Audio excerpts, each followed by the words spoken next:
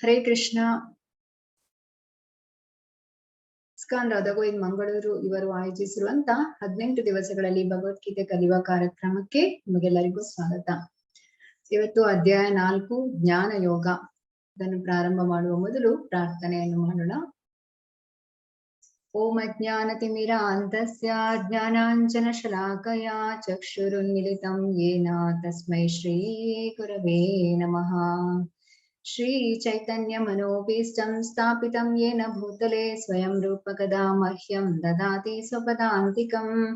ವಂದೇಹಂ ಶ್ರೀ ಗುರು ಶ್ರೀಯುತ ಪದಕಮಲಂ ಶ್ರೀ ಗುರುನ್ ವೈಷ್ಣವಾಂಶ್ಚ ಶ್ರೀರೂಪಂ ಸಾಗ್ರಜಾತಂ ಸಗಣ ರಘುನಾಥಾಮಿತಂ ತಂ ಸಾಜೀವಂ ಸಾದ್ವೈತಂ ಸಾವಧೂತಂ ಪರಿಜನ ಸಹಿತಂ ಕೃಷ್ಣ ಚೈತನ್ಯ ದೇವಂ ಶ್ರೀ ರಾಧಾ ಕೃಷ್ಣ ಪಾದಾನ್ ಸಗಣ ಲಲಿತಾ ಶ್ರೀ ವಿಶಾಖಾನ್ವಿತಾಂಶ್ಚ.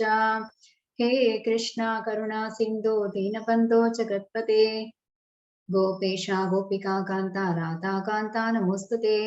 ತಪ್ತ ಕಾಂಚನ ಗೌರಾಂಗಿ ರಾಧೆ ವೃಂದಾವನೇಶ್ವರಿ ವೃಷಭಾನುಸುತೆ ದೇವಿ ಪ್ರಣಮಾಮಿ ಹರಿಪ್ರಿಯೆ.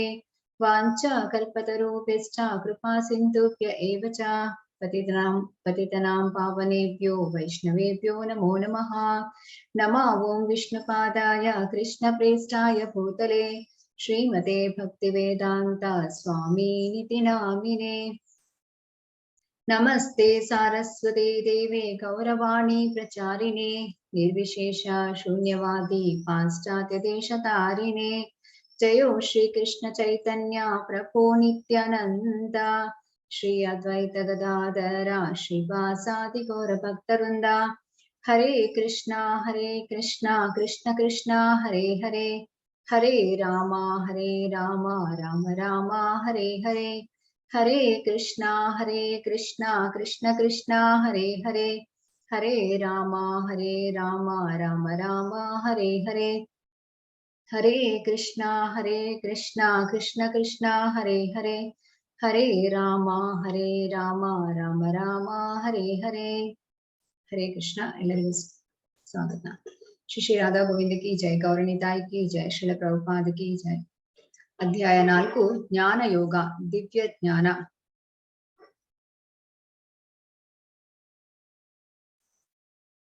ಅಧ್ಯಾಯ 4ರ ಅವಲೋಕನ. ದಿವ್ಯ ಜ್ಞಾನದ ಅಂಶ ಪರಂಪರ.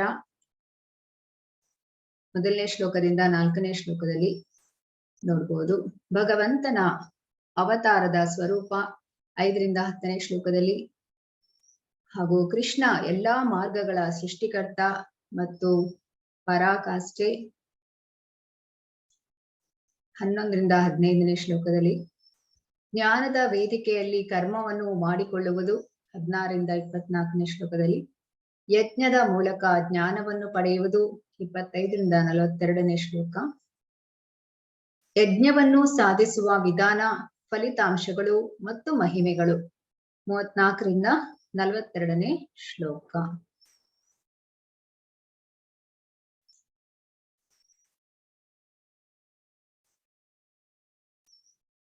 ಭಗವದ್ಗೀತಾ ಯಥಾರೂಪ.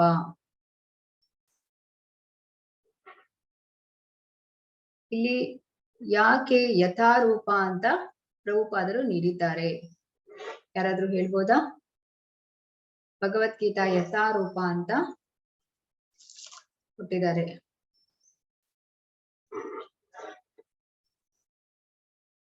ಯಾಕೆಂತ ಹೇಳಿದ್ರೆ ಕೃಷ್ಣ ಹೇಗೆ ಹೇಳಿದಾನೆ ಅದೇ ರೀತಿಯಾಗಿ ಪ್ರಭುಪಾದರು ಇಲ್ಲಿ ನಮಗೆ ಪ್ರೆಸೆಂಟ್ ಮಾಡಿರುವಂತದ್ದು. ಏನು ಕೂಡ ಅಲ್ಲಿ ಬದಲಾವಣೆ ಇಲ್ಲ, ಕೃಷ್ಣ ಹೇಳಿದ ರೀತಿಯಲ್ಲಿಯೇ ಇರುತ್ತೆ. ಹಾಗಾಗಿ ಭಗವದ್ಗೀತಾ ಯಥಾರೂಪ ಅಂತ ಹೇಳಿ ಇಲ್ಲಿ ಕೊಟ್ಟಿರುವಂತದ್ದು. ಈಗ ಮಾರುಕಟ್ಟೆಯಲ್ಲಿ ಲಭ್ಯವಿರುವ 100 ಗೀತಾ ಆವೃತ್ತಿಗಳಲ್ಲಿ ನಿಮ್ಮ ಪ್ರಕಾರ ಸೂಕ್ತವಾದ ಗೀತೆ ಯಾವುದು? ಇದನ್ನು ನೀವು ಚಾಟ್ ಅಲ್ಲಿ ಹಾಕ್ಬೋದು.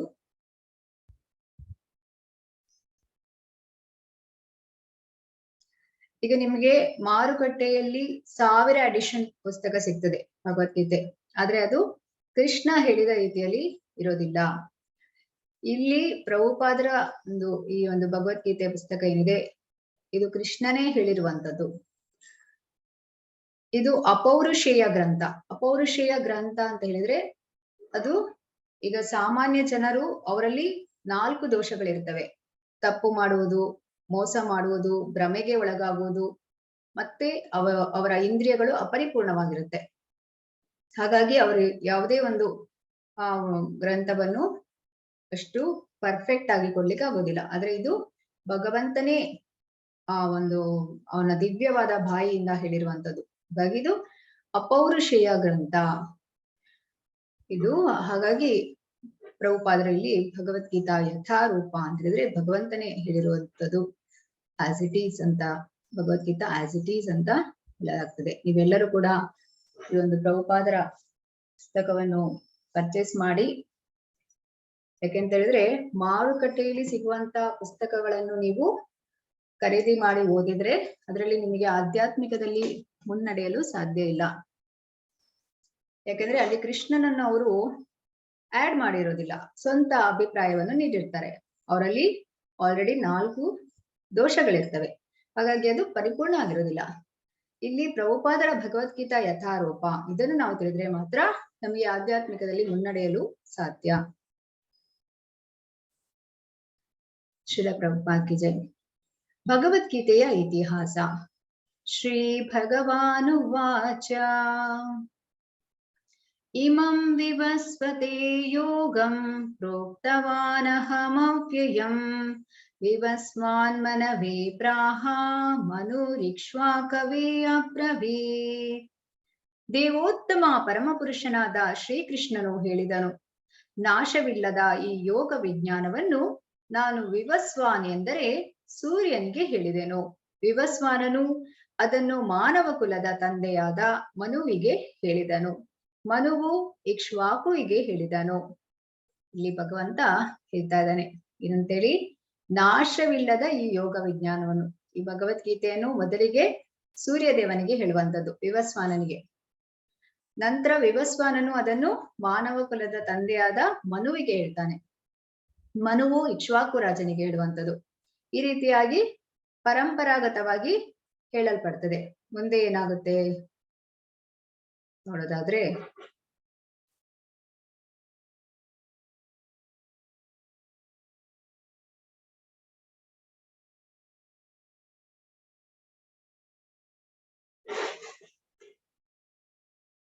ಏವಂ ಪರಂಪರಾ ಪ್ರಾಪ್ತಂ ನಿಮಂ ರಾಜರ್ಷಯೋ ವಿದು ಸಕಾಲನೇಹ ಮಹತಾ ಯೋಗೋ ನಷ್ಟ ಪರಂತಪ. ಈ ಉತ್ತಮೋತ್ತಮ ವಿಜ್ಞಾನವು ಗುರು ಪರಂಪರೆಯಲ್ಲಿ ಬಂದಿತು. ರಾಜರ್ಷಿಗಳು ಅದನ್ನು ಗ್ರಹಿಸಿದರು.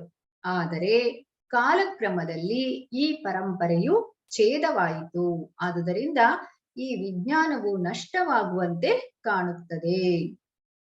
ಹೀಗೆ ಪರಂಪರೆಯಲ್ಲಿ ಒಂದು ಉಪದೇಶಿಸಲ್ಪಡುತ್ತೆ.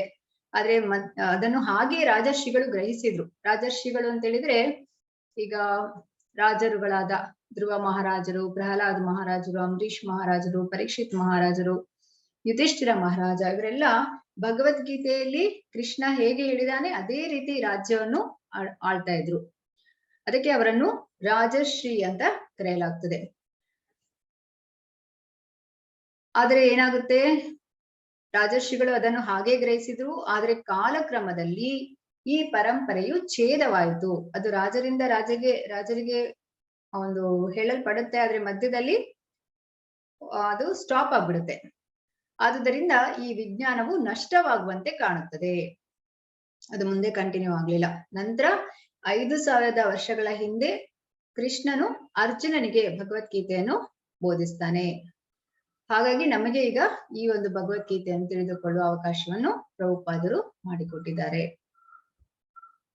ನಿಷ್ಠಾವಂತ ಗುರುವನ್ನು ನೀವು ಹೇಗೆ ಗುರುತಿಸುತ್ತೀರಿ? ಅದನ್ನು ನೀವು ಚಾಟ್ ಅಲ್ಲಿ ಹಾಕ್ಬಹುದು. ನಿಷ್ಠಾವಂತ ಗುರು ಅಂದ್ರೆ ಹೇಗಿರ್ತಾರೆ? ಸಂಪ್ರದಾಯ ವಿಹೀನಾಯೇ ಮಂತ್ರಸ್ತೆ ನಿಷ್ಫಲಾ ಮತಾ ಅತಃ ಕಲೌ ಭವಿಷ್ಯಂತಿ ಚತ್ವರಃ ಸಂಪ್ರದಾಯಿನಃ. ಶ್ರೀ ಬ್ರಹ್ಮರುದ್ರ ಸನಕ ವೈಷ್ಣವಾಕ್ಷಿತಿ ಪಾವನಃ ಚತ್ವರಸ್ತೆ ಕಲೌ ಭವ್ಯಾ ಹೈ ಉತ್ಕಲೇ ಪುರುಷೋತ್ತಮತಃ. ಗುರು ಪರಂಪರೆಯ ಮೂಲಕ ಸ್ವೀಕರಿಸದ ಯಾವುದೇ ಮಂತ್ರವು ಫಲವನ್ನು ನೀಡುವುದಿಲ್ಲ ಎಂದು ಪರಿಗಣಿಸಲಾಗುತ್ತದೆ. ಆದ್ದರಿಂದ ಕಲಿಯುಗದಲ್ಲಿ 4 ದಿವ್ಯ ವ್ಯಕ್ತಿಗಳು ಲಕ್ಷ್ಮಿ ಅಥವಾ ಶ್ರೀ, ಬ್ರಹ್ಮ, ರುದ್ರ ಮತ್ತು ಸನಕ ಋಷಿ ಗುರು ಪರಂಪರೆಯನ್ನು ಸ್ಥಾಪಿಸಲು ಆವಿರ್ಭವಿಸುತ್ತಾರೆ ಮತ್ತು ಇವರನ್ನು ಅನುಸರಿಸುವ ಕಲಿಯುಗದ ಆಚಾರ್ಯರು ಒರಿಸ್ಸಾದ ಪವಿತ್ರಧಾಮ ಪುರುಷೋತ್ತಮ. ಕುಸುಮ ಮಾತಾಜಿ ಓದಿ last line. Hare Krishna Mataji, full ಓದ್ಬೇಕಾ ಮಾತಾಜಿ? Last line. ಒರಿಸ್ಸಾದ ಪವಿತ್ರಧಾಮ ಪುರುಷೋತ್ತಮ ಅಷ್ಟೇ ಕಾಣಿಸ್ತಿದೆ ಮಾತಾಜಿ. ಓಕೆ ಸರಿ ಮಾತಾಜಿ, ನೋಡ್ತೀನಿ.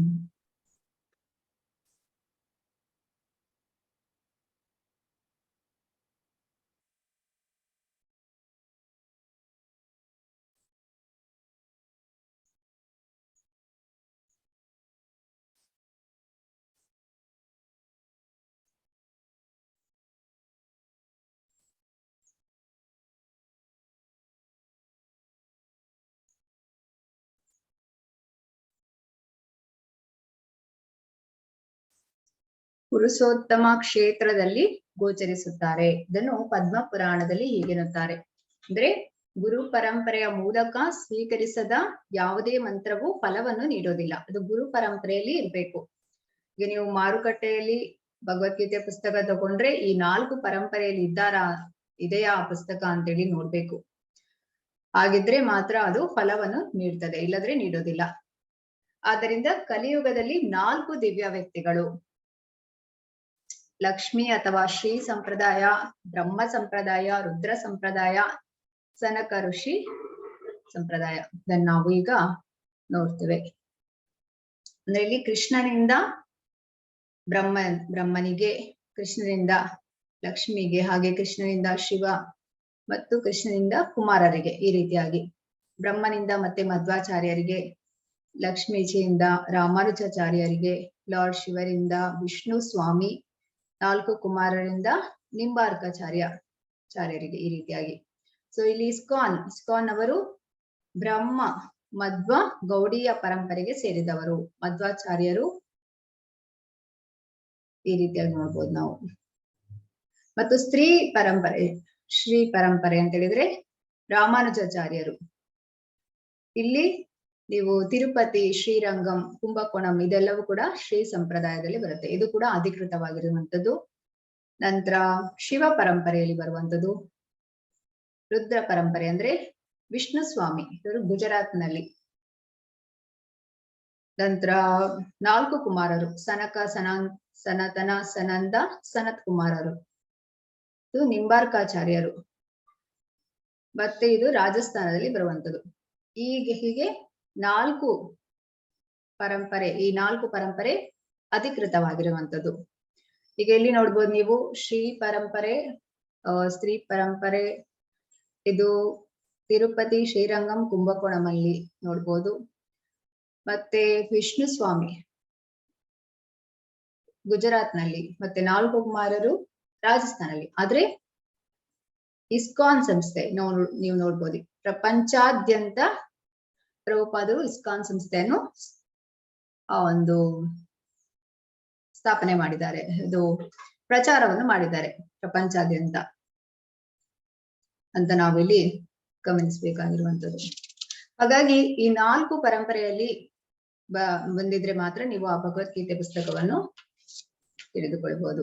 ಈ 4 ಪರಂಪರೆಯಿಂದ ನೀವು ಏನ್ ಕೇಳ್ತೀರಿ ಅದು ಕೃಷ್ಣ ಹೇಗೆ ಹೇಳ್ತಾನೆ ಹಾಗೆ ಇರುತ್ತೆ. ಇಲ್ಲದಿದ್ರೆ ಇಲ್ಲಿ ಯಾವುದೇ ಬದಲಾವಣೆ ಇರೋದಿಲ್ಲ. ಈ 4 ಪರಂಪರೆ ಬಿಟ್ಟು ನೀವು ಹೊರಗಿನಿಂದ ಕೇಳಿದ್ರೆ ಅವರದೇ ಒಂದು ಸ್ವಂತ ಅಭಿಪ್ರಾಯ ನೀಡಿರ್ತಾರೆ ಅಲ್ಲಿ. ಅದು ಎಷ್ಟು ವರ್ಷ ನಾವು ಕೇಳಿದ್ರು ಕೂಡ ಅದರಿಂದ ಏನು ಕೂಡ ಪ್ರಯೋಜನ ಇರೋದಿಲ್ಲ. ಈಗ ಗುರು ಪರಂಪರೆಯಲ್ಲಿ ನೋಡ್ಬೋದು ನೀವು, ಕೃಷ್ಣನಿಂದ ಬ್ರಹ್ಮನಿಗೆ, ಬ್ರಹ್ಮನಿಂದ ನಾರದರಿಗೆ, ನಾರದರಿಂದ ಆಚಾರ್ಯರಿಗೆ ಬಂದು 32ನೇ ಸ್ಥಾನದಲ್ಲಿ ಪ್ರಭುಪಾದರಿದ್ದಾರೆ. ಇಲ್ಲಿ ಎಲ್ಲಾ ಆಚಾರ್ಯರ ಹೆಸರುಗಳನ್ನು ಇಲ್ಲಿ ನೀಡಲಾಗ್ತದೆ. ಅಂದ್ರೆ ನಾರದರು, ವ್ಯಾಸ ಮತ್ತು ಮಧ್ವ ಪದ್ಮನಾಭ, ನೃಹರಿ, ಮಾಧವ, ಅಕ್ಷೋಭ್ಯ, ಜಯತೀರ್ಥ, ಜ್ಞಾನ ಸಿಂಧು, ದಯಾನಿಧಿ, ವಿದ್ಯಾನಿಧಿ, ರಾಜೇಂದ್ರ, ಜಯಧರ್ಮ, ಪುರುಷೋತ್ತಮ, ರಾಮಾಣ್ಯ ತೀರ್ಥ, ವ್ಯಾಸತೀರ್ಥ, ಲಕ್ಷ್ಮೀಪತಿ, ಮಾಧವೇಂದ್ರಪುರಿ, ಈಶ್ವರಪುರಿ, ಲಾರ್ಡ್ ಚೈತನ್ಯ ರೂಪ ಗೋಸ್ವಾಮಿಯವರು, ರಘುನಾಥ ಗೋಸ್ವಾಮಿಯವರು, ಜೀವ ಗೋಸ್ವಾಮಿಯವರು, ಕೃಷ್ಣದಾಸ ಕವಿರಾಜ ಗೋಸ್ವಾಮಿಯವರು, ನರೋತ್ತಮ ದಾಸ. ನಂತರ ಇಲ್ಲಿ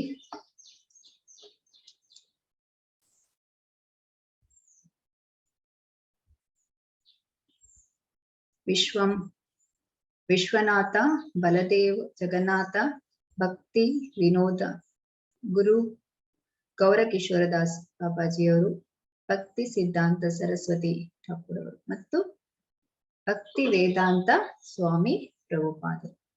ಈ ರೀತಿಯಾಗಿ ನೋಡ್ಬೋದು. 32ನೇ ಸ್ಥಾನದಲ್ಲಿ ಪ್ರಭುಪಾದರು ಇದ್ದಾರೆ. ಹಾಗಾಗಿ ಗುರು ಪರಂಪರೆಯಿಂದ ಬಂದಿರುವಂತಹ ಭಗವದ್ಗೀತೆಯನ್ನಷ್ಟೇ ನಾವು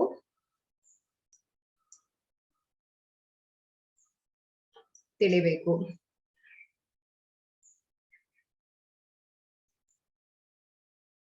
ನಾವು ಈ 6 ಗೋಸ್ವಾಮಿಯವರ ಬಗ್ಗೆ ತಿಳಿದುಕೊಳ್ಳೋದು ಬಹಳ ಮುಖ್ಯ. ಇವರು ಎಲ್ಲಾ ಗ್ರಂಥಗಳನ್ನು ಸಂಸ್ಕೃತದಲ್ಲಿ ರಚಿಸಿರ್ತಾರೆ. ಅದನ್ನು ಪ್ರಭುಪಾದರು ಇಂಗ್ಲಿಷಿಗೆ ಅನುವಾದ ಮಾಡ್ತಾರೆ. ಮತ್ತೆ ಈಗ ಎಲ್ಲಾ ಭಾಷೆಗಳಲ್ಲಿ ಅನುವಾದಗೊಂಡಿದೆ. ಶ್ರೀ ಸನಾತನ ಗೋಸ್ವಾಮಿ, ಶ್ರೀ ರೂಪ ಗೋಸ್ವಾಮಿ, ಶ್ರೀ ರಘುನಾಥ ಭಟ್ಟ ಗೋಸ್ವಾಮಿ, ಶ್ರೀ ರಘುನಾಥ ದಾಸ ಗೋಸ್ವಾಮಿ, ಶ್ರೀ ಜೀವ ಗೋಸ್ವಾಮಿ ಮತ್ತು ಶ್ರೀ ಗೋಪಾಲ ಭಟ್ಟ ಗೋಸ್ವಾಮಿ. ನೀವು 18 ದಿವಸಗಳ ಕ್ಲಾಸ್ ಮುಗಿಸಿದ ನಂತರ ನಿಮಗೆ 2 ಆಯ್ಕೆ ಇರ್ತದೆ. ಒಂದಂದ್ರೆ ನೀವು ಲೆವೆಲ್ 2 ಮಾಡ್ಬೋದು. ಲೆವೆಲ್ 2 ಅಲ್ಲಿ ನೀವು ಮತ್ತೆ ಭಗವದ್ಗೀತೆಯ ಒಂದು ಆಳವಾದ ಅಧ್ಯಯನವನ್ನು ಮಾಡ್ಬೋದು. ನಂತರ ಈ ಇನ್ನೊಂದು ಕ್ಲಾಸ್ ಇರ್ತದೆ, ಅಲ್ಲಿ ನಿಮಗೆ ಇವರ ಬಗ್ಗೆ ಎಲ್ಲ ತಿಳಿಲಿಕ್ಕಾಗ್ತದೆ.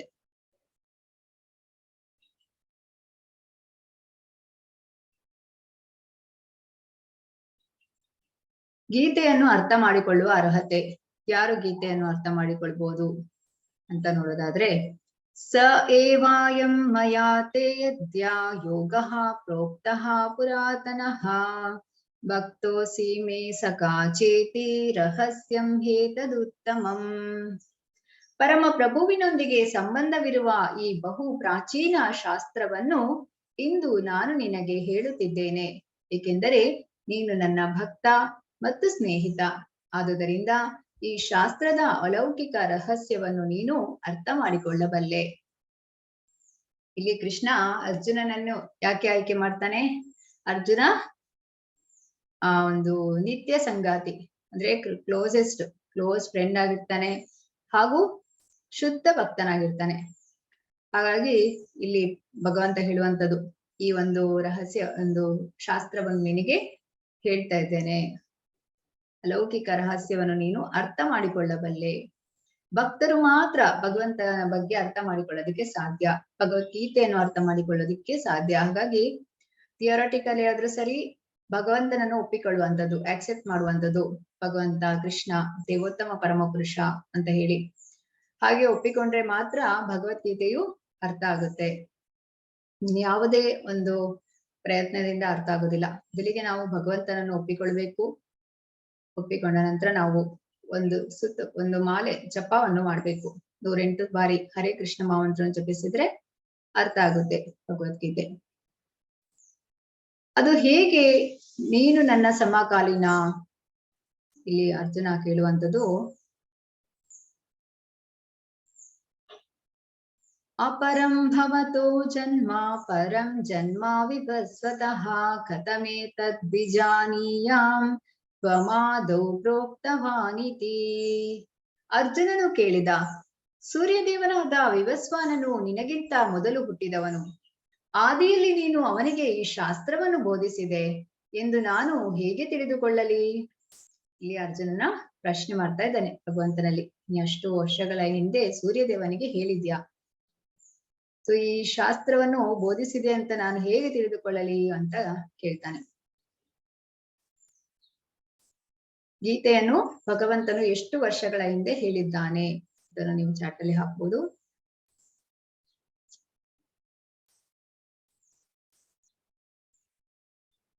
ಅಂದ್ರೆ ಈಗ ನಾವು ಬ್ರಹ್ಮನ ಒಂದು ಲೈಫ್ ಬಗ್ಗೆ ತಿಳಿಯೋಣ. ಸೊ ನಾವೀಗ ಕಲಿಯುಗದಲ್ಲಿ ಇದ್ದೇವೆ. ಕಲಿಯುಗದ ಅವಧಿ ಅಂತ ಹೇಳಿದ್ರೆ 4,32,000 ವರ್ಷ. ಈಗ 5,000 ವರ್ಷ ಅಷ್ಟೇ ಕಳೆದಿದೆ. ದ್ವಾಪರ ಯುಗದಲ್ಲಿ ಅದರ ಡಬಲ್ ಅಂತ ಹೇಳಿದ್ರೆ 1:2 8,64,000 ವರ್ಷ. ತ್ರೇತಾಯುಗ ಕಲಿಯುಗದ 3 ಪಟ್ಟು 12,96,000 ವರ್ಷ. ಸತ್ಯಯುಗ ಕಲಿಯುಗದ 4 ಪಟ್ಟು ಅಂದ್ರೆ 17,28,000 ವರ್ಷ. ಈ 4 ಯುಗ ಸೇರಿ ಒಂದು ದಿವ್ಯ ಯುಗ ಆಗುತ್ತೆ. ಇಂಥದ್ದು 71 ದಿವ್ಯ ಯುಗ ಸೇರಿ ಒಂದು ಮನ್ವಂತರ ಆಗುತ್ತೆ. ಈ ರೀತಿ 14 ಮನ್ವಂತರ ಆದ್ರೆ ಒಂದು ಕಲ್ಪ. ಬ್ರಹ್ಮನ ಒಂದು ದಿನ ಅಷ್ಟೇ ರಾತ್ರಿ ಕೂಡ. ಬ್ರಹ್ಮ ಈ ರೀತಿಯಾಗಿ 100 ವರ್ಷ ಬದುಕ್ತಾನೆ. ಹಾಗಾಗಿ ಬ್ರಹ್ಮನ ಈ 100 ವರ್ಷ ಆಗುವಾಗ ಪ್ರಳಯ ಆಗುವಂಥದ್ದು, ಒಂದು ಕಲ್ಪ ಆಗುವಾಗ ಭಾಗಶಃ ಪ್ರಳಯ ಆಗುವಂಥದ್ದು ಅಂತ ಹೇಳಿ ನಾವಿಲ್ಲಿ ತಿಳಿಬೇಕು. ಬ್ರಹ್ಮನ 100 ವರ್ಷ ಅಂದ್ರೆ ನಮ್ಮ ಹಾಗೆ ಅಲ್ಲ, ಅದನ್ನ ನಾವೀಗ ನೋಡ್ತೇವೆ. ಬ್ರಹ್ಮನ ಅವಧಿ ಈಗ ಬ್ರಹ್ಮ 50 ವರ್ಷ ಕಳೆದಾನೆ ಅಂತ, 50 ವರ್ಷ ಆಗಿದೆ ಬ್ರಹ್ಮನಿಗೆ. ಹೇಗೆ ಅಂತ ಹೇಳಿದ್ರೆ 4,32,000 ಇಂಟು 10 ಇಂಟು 2 ಇಂಟು 360 ಇಂಟು 50 ಈ ರೀತಿಯಾಗಿ ಕ್ಯಾಲ್ಕುಲೇಷನ್ ಇದು. ಮತ್ತೆ 6 ಮನ್ವಂತರ ಆಗಿದೆ ಅಂದ್ರೆ 14 ಮನುಗಳಿದ್ದಾರೆ. ಸತ್ಯ ತ್ರೇತ ದ್ವಾಪರ ಯುಗದ ಒಂದು ಕ್ಯಾಲ್ಕುಲೇಷನ್. ಇಲ್ಲಿ ಮನುವಿನ ಅವಧಿ ನೋಡ್ಬೋದು. ಮನುವಿನ ಜನನದ ಮೊದಲು ಗೀತೆಯನ್ನು ಭಗವಂತನು ತನ್ನ ಶಿಷ್ಯನಾದ ಸೂರ್ಯದೇವನಾದ ವಿವಸ್ವಾನನಿಗೆ ಹೇಳಿದನೆಂದು ಒಪ್ಪಿಕೊಳ್ಳುತ್ತಾನೆ. ಎಷ್ಟು ವರ್ಷಗಳ ಹಿಂದೆ ಅಂತ ನೋಡುದಾದ್ರೆ ಬ್ರಹ್ಮನ ಒಂದು ದಿನ 864 ಕೋಟಿ ವರ್ಷ, ಬ್ರಹ್ಮನ 1 ಗಂಟೆ 36 ಕೋಟಿ ವರ್ಷ, ಬ್ರಹ್ಮನ 1 ನಿಮಿಷ 60 ಲಕ್ಷ ವರ್ಷ, ಬ್ರಹ್ಮನ 1 ಸೆಕೆಂಡು 1 ಲಕ್ಷ ವರ್ಷ. ಗೀತೆ ಭೂಮಿಗೆ ಬಂದು ಮಹಾಭಾರತದಲ್ಲಿ ಶಾಂತಿ ಪರ್ವ. ನಾವು ಗೀತೆಯ ಇತಿಹಾಸವನ್ನು ಈ ಕೆಳಗಿನಂತೆ ಹೇಳಲಾಗಿದೆ. ತ್ರೇತಾಯುಗಾದೌ ಚ ತಥೋ ವಿವಸ್ವಾನ್ ಮನವೇ ದದೌ ಮನುಶ್ಚ ಲೋಕ ವೃತ್ಯರ್ಥಂ ಸುತಾಯೇ ಇಕ್ಷ್ವಾಕವೇ ದದೌ ಇಕ್ಷ್ವಾಕುಣಾ ಚ ಕಥಿತೋ ವ್ಯಾಪ್ಯ ಲೋಕಾನವಸ್ಥಿತಃ. ಪರಮ ಪ್ರಭುವಿನೊಂದಿಗೆ ಸಂಬಂಧಿಸಿದ ಈ ಶಾಸ್ತ್ರವನ್ನು ವಿವಸ್ವಾನನು ಮನುವಿಗೆ ತ್ರೇತಾಯುಗದ ಪ್ರಾರಂಭದಲ್ಲಿ ಉಪದೇಶಿಸಿದ. ಮಾನವ ಕುಲದ ತಂದೆಯಾದ ಮನುವು ಅದನ್ನು ತನ್ನ ಮಗ ಇಕ್ಷ್ವಾಕು ಮಹಾರಾಜನಿಗೆ ಹೇಳಿಕೊಟ್ಟ. ಇಕ್ಷ್ವಾಕುವು ಭೂಗ್ರಹದ ರಾಜ ಮತ್ತು ರಘುವಂಶದ ಮೂಲಪುರುಷ. ಶ್ರೀರಾಮಚಂದ್ರನು ಈ ರಘುವಂಶದಲ್ಲಿ ಅವತರಿಸಿದ. ಆದುದರಿಂದ ಭಗವದ್ಗೀತೆಯು ಇಕ್ಷ್ವಾಕು ಮಹಾರಾಜನ ಕಾಲದಿಂದ ಮಾನವ ಕುಲದಲ್ಲಿ ಉಳಿದು ಬಂದಿದೆ. ಇದನ್ನು ನೀವು ಮೊದಲನೇ ಶ್ಲೋಕದಲ್ಲಿ ನೋಡಿದ್ರಿ. ಏನಂತ ಇತ್ತು? ಇಮಂ ವಿವಸ್ವತೆ ಶ್ರೀ ಭಗವಾನ್ ವಾಚ ಇಮಂ ವಿವಸ್ವತೆ ಯೋಗಂ ಪ್ರೋಕ್ತವಾನ್ ಅಹಂ ಅವ್ಯಯಂ ವಿವಸ್ವಾನ್ ಮನವೇ ಪ್ರಾಹ ಮನುರ್ ಇಕ್ಷ್ವಾಕವೇ ಅಬ್ರವೀತ್. ದೇವೋತ್ತಮ ಪರಮ ಪುರುಷನಾದ ಶ್ರೀ ಕೃಷ್ಣನು ಹೇಳಿದನು, ನಾಶವಿಲ್ಲದ ಯೋಗ ವಿಜ್ಞಾನವನ್ನು ನಾನು ವಿವಸ್ವಾನ್ ಎಂದರೆ ಸೂರ್ಯನಿಗೆ ಹೇಳಿದೆನು. ವಿವಸ್ವಾನನು ಅದನ್ನು ಮಾನವ ಕುಲದ ತಂದೆಯಾದ ಮನುವಿಗೆ ಹೇಳಿದನು. ಮನುವು ಇಕ್ಷ್ವಾಕುವಿಗೆ ಹೇಳಿದನು. ಈ ರೀತಿಯಾಗಿ ಪರಂಪರೆಯಲ್ಲಿ ಹೇಳಲಾಗ್ತದೆ. ಗೀತೆಯು ಭೂಮಿಗೆ ಬಂದು 2 ಮಿಲಿಯನ್ ವರ್ಷಗಳ ಹಿಂದೆ, 12 ಕೋಟಿ ವರ್ಷಗಳ ಹಿಂದೆ ಗೀತಾ ಸ್ಪೋಕನ್.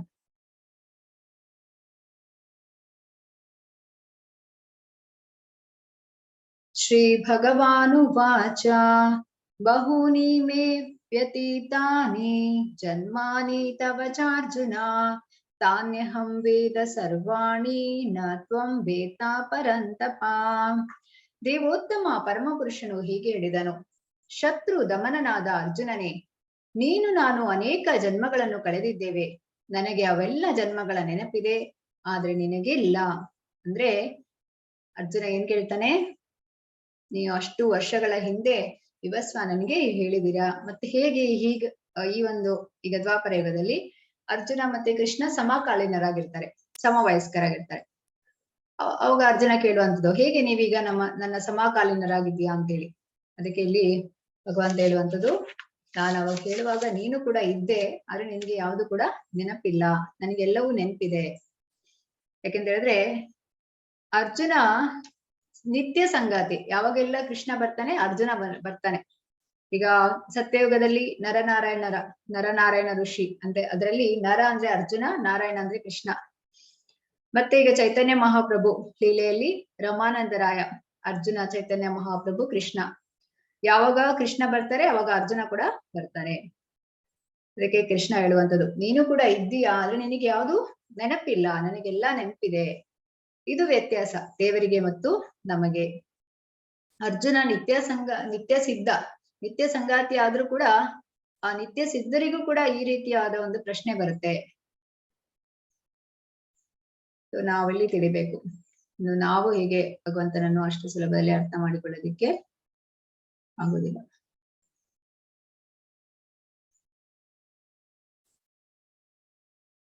ಕೃಷ್ಣ ಹೇಗೆ ಕಾಣಿಸಿಕೊಳ್ತಾನೆ? ಅಜೋಪಿ ಸನ್ನವ್ಯಯಾತ್ಮ ಭೂತಾನಾಮೀಶ್ವರೋಪಿ ಸನ್ ಪ್ರಕೃತಿಂ ಸ್ವಾಮಧಿಷ್ಠಾಯ ಸಂಭವಾಮ್ಯಾತ್ಮ ಮಾಯೆಯಾ. ನನಗೆ ಹುಟ್ಟು ಎನ್ನುವುದಿಲ್ಲ, ನನ್ನ ಆಧ್ಯಾತ್ಮಿಕ ಶರೀರವು ಕ್ಷಯಿಸುವುದಿಲ್ಲ. ನಾನು ಎಲ್ಲ ಜೀವಿಗಳ ಪ್ರಭು, ಆದರೂ ಪ್ರತಿ ಯುಗದಲ್ಲಿಯೂ ನನ್ನ ಮೂಲ ಆಧ್ಯಾತ್ಮಿಕ ರೂಪದಲ್ಲಿ ಅವತರಿಸುತ್ತೇನೆ. ಭಗವಂತ ಅವತರಿಸುವಂಥದ್ದು ಪ್ರತಿ ಯುಗದಲ್ಲಿ. ಇಲ್ಲಿ ನೋಡ್ಬೋದು ನೀವು, ದೇವಕಿ ವಸುದೇವರ ಒಂದು ಪ್ರಾರ್ಥನೆಯ ಮೇರೆಗೆ ಕೃಷ್ಣ ಅವತರಿಸುವಂಥದ್ದು. ಅದು ಕೂಡ ಹೇಗೆ ಅಂದ್ರೆ, ಮೊದಲಿಗೆ ವಸುದೇವನ ಹೃದಯಕ್ಕೆ ಬಂದು ಮತ್ತೆ ದೇವಕಿಯ ಹೃದಯಕ್ಕೆ ಬರುವಂಥದ್ದು. ಹುಟ್ಟುವಾಗಲೇ ಈ ರೀತಿಯಾಗಿ ಶಂಖ ಚಕ್ರ ಗದಾ ಪದ್ಮ ಈ ರೀತಿಯಾಗಿ ಹುಟ್ಟುತ್ತಾರೆ. ಅವಾಗ ಇವರಿಬ್ರು ಹೇಳ್ತಾರೆ, ನೀನ್ ಈ ರೀತಿಯಾಗಿ ಕಾಣಿಸಿಕೊಂಡ್ರೆ ಜನರು ತಪ್ಪಾಗಿ ಭಾವಿಸ್ತಾರೆ, ಮಗುವಾಗಿ ಬಾ ಅಂತೇಳಿ. ನಂತರ ಮಗುವಾಗಿ ಬರುವಂಥದ್ದು. ಇದು ಕೂಡ ಹೇಗೆ ಅಂದ್ರೆ ಸಚ್ಚಿದಾನಂದ ರೂಪ. ಗೋಲೋಕದಲ್ಲಿ ಕೃಷ್ಣ ಹೇಗಿರ್ತಾನೆ ಅದೇ ಒಂದು ಆಧ್ಯಾತ್ಮಿಕ ಶರೀರ. ನಮ್ಮ ಹಾಗೆ ಅಲ್ಲ, ನಮ್ಮದು ಭೌತಿಕ ಶರೀರ. ಇದು ನಮ್ಗೀಗ ಏನಾದ್ರೂ ಒಂದು ಚಾಕುವಲಿಗೆ ಕಟ್ ಮಾಡಿದ್ರೆ ಬ್ಲಡ್ ಬರುತ್ತೆ, ಹಾಗಿದ್ರೆ ಭಗವಂತನ ಶರೀರ ಹಾಗೆ ಅಲ್ಲ. ನಮ್ದು ಇದು ನಾಶವಾಗುವಂತ ಶರೀರ, ಆದ್ರೆ ಭಗವಂತನ ಶರೀರ ಆಧ್ಯಾತ್ಮಿಕವಾಗಿರ್ತದೆ, ಮತ್ತೆ ಅದು ಕ್ಷಯಿಸೋದಿಲ್ಲ, ಸಚ್ಚಿದಾನಂದ ರೂಪ. ಇದನ್ನ ನಾವು ಅರ್ಥ ಮಾಡಿಕೊಳ್ಬೇಕು. ಭಾಗವತಂ ದಶಮ ಸ್ಕಂದದಲ್ಲಿ ಇದೆ, ಸೂತಪ ಮತ್ತು ಕೃಷ್ಣಿ ಅವರು 10,000 ವರ್ಷ ತಪಸ್ಸು ಮಾಡಿದ್ಮೇಲೆ ಕೃಷ್ಣ ಬಂದು ಕೇಳಿದಾಗ ಇವರು ಹೇಳ್ತಾರೆ, ನಿಮ್ಗೆ ನೀನು ಮಗುವಾಗಿ ಬರಬೇಕು ಅಂತ. ಅದಕ್ಕೆ ಕೃಷ್ಣ ಹೇಳ್ತಾನೆ, ಈ ಲೈಫಲ್ಲಿ ಅಲ್ಲ, ಈ ಲೈಫಲ್ಲಿ ಅವರು ಸೂತಪ ಮತ್ತು ಕೃಷ್ಣಿ ಆಗ್ತಾರೆ, ಆ ಲೈಫಲ್ಲಿ ಅಲ್ಲ. ಮುಂದಿನ ಲೈಫಲ್ಲಿ ಅವರು ಅದಿತಿ ಮತ್ತು ಕಶ್ಯಪ ಆಗ್ತಾರೆ, ಅವಾಗ್ಲೂ ಅಲ್ಲ. ನೆಕ್ಸ್ಟ್ ಲೈಫಲ್ಲಿ ನೀವು ದೇವಕಿ ಮತ್ತು ವಸುದೇವ ಆಗ್ತೀರಿ, ಆಗ ನಾನು ಹುಡ್ತೇನೆ ಅಂತ ಹೇಳ್ತಾರೆ. ಹಾಗಾಗಿ ಇದು ಎಲ್ಲವೂ ಕೂಡ ಅಷ್ಟು ಸುಲಭ ಇಲ್ಲ, ಅದಕ್ಕೆ ತುಂಬಾ ತಪಸ್ಸು ಮಾಡಿರ್ಬೇಕು. ಕೃಷ್ಣ ಸುಲಭದಲ್ಲಿ ಸಿಗೋದಿಲ್ಲ. ಈಗ ನಾವು ಕೂಡ ತಪಸ್ಸು ಮಾಡ್ಬೇಕು. ತಪಸ್ಸು ಅಂತ ಹೇಳಿದ್ರೆ ಕಲಿಯುಗದಲ್ಲಿ ಜಪ ಮಾಡುವಂಥದ್ದು, ಕೀರ್ತನ್ ಮಾಡುವಂಥದ್ದು. ಹಾಗಾಗಿ ಇದು ನಮಗೆ ತಿಳಿದಿರ್ಬೇಕು.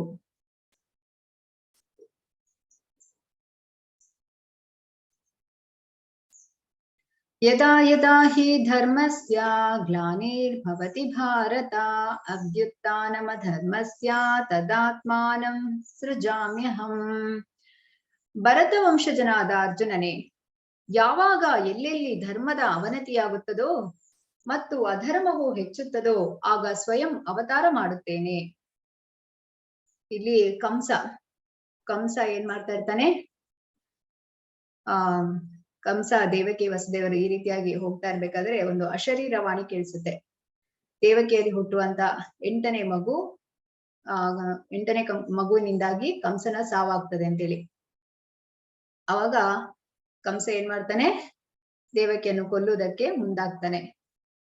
ವಸುದೇವ ತಡಿತಾನೆ, ನಿನ್ಗೆ ಮಗು ತಾನೆ, ಅದನ್ನ ನಾವು ಕೊಡ್ತೇವೆ, ಬಿಟ್ಬಿಡು ಅಂತ ಪ್ರಾರ್ಥನೆ ಮಾಡ್ತಾನೆ. ಹಾಗಾಗಿ ಇಲ್ಲಿ ಕೃಷ್ಣ ಹೇಳುವಂಥದ್ದು, ಎಲ್ಲೆಲ್ಲಿ ಧರ್ಮದ ಅವನತಿ ಆಗ್ತದೆ, ಎಲ್ಲಿ ಧರ್ಮದ ಅವನತಿ ಆಗ್ತದೆ ಮತ್ತು ಅಧರ್ಮವು ಹೆಚ್ಚುತ್ತದೆ, ಅವಾಗ ಸ್ವಯಂ ಅವತಾರ ಮಾಡ್ತಾನೆ. ಅಂದ್ರೆ ಇಲ್ಲಿ ಸಜ್ಜನರನ್ನು ರಕ್ಷಿಸುವುದಕ್ಕೋಸ್ಕರ, ದುಷ್ಟರನ್ನು ಶಿಕ್ಷಿಸುವುದಕ್ಕೋಸ್ಕರ ಭಗವಂತ ಬರ್ತಾನೆ. ಕೃಷ್ಣ ಯಾವಾಗ ಕಾಣಿಸಿಕೊಳ್ತಾನೆ ಅನ್ನೋದಕ್ಕೆ ಇಲ್ಲಿ ಉತ್ತರ. ಭಗವಾನ್ ಕೃಷ್ಣನ 10 ಅವತಾರಗಳನ್ನು ಹೆಸರಿಸಿ. ಇದನ್ನು ನೀವು ಚಾಟ್ ಅಲ್ಲಿ ಹಾಕ್ಬೋದು, ಇಲ್ಲ ಹ್ಯಾಂಡ್ ರೈಸ್ ಮಾಡಿ ಕೂಡ ಹೇಳ್ಬೋದು. ಭಗವಾನ್ ಕೃಷ್ಣನ 10 ಅವತಾರಗಳು.